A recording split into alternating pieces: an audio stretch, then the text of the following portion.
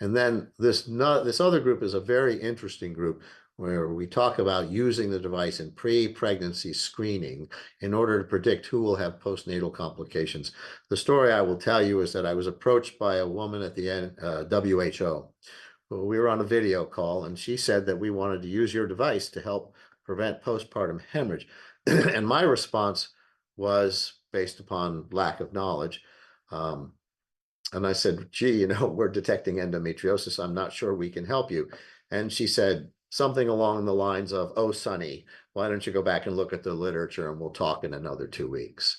And I was very embarrassed because I went and looked up the literature, and there is a plethora of articles explaining that silent or undiagnosed endometriosis is associated with significant postpartum complications, probably responsible for 85% of placenta previa, which is then responsible for the majority of postpartum hemorrhage and threat to maternal and fetal survival.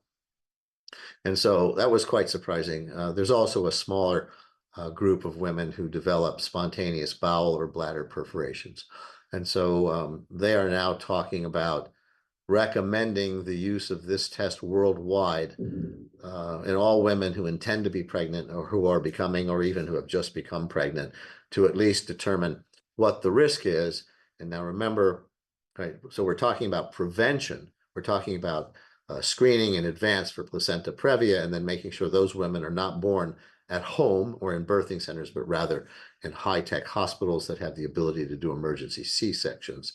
There was another study published that showed if you took women who had endometriosis, who were intending to get pregnant, treated them with Dynagest, and you treated them up until the time you documented their pregnancy and then took them off, so a minimum of 2 months, that those women had 50% fewer postpartum complications, namely hemorrhage or fetal or maternal mortality, which is really significant because that way the Dynagest is actually decreasing the endometriosis activity, and then it cuts back on the risk of placenta previa. So there may actually be then a medical treatment rather than just simply preventative watch. It's complementary to current anatomical staging for the most part. We really talk about that activity, that graduated activity index is more associated with the histological activity. We have some evidence that now shows that if you look histologically at the tissue, we correlate with mitochondrial stress, mitochondrial reproduction and duplication. And so we're really measuring the activity of that tissue. It reflects the spectrum of disease, activity, or burden. Again, we talked before about post-treatment monitoring and effectiveness, which is a very exciting option.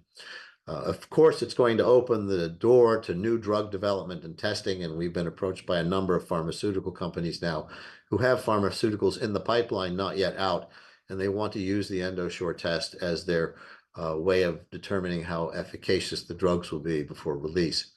And then, of course, the most important one there is the predicting perinatal complication risk.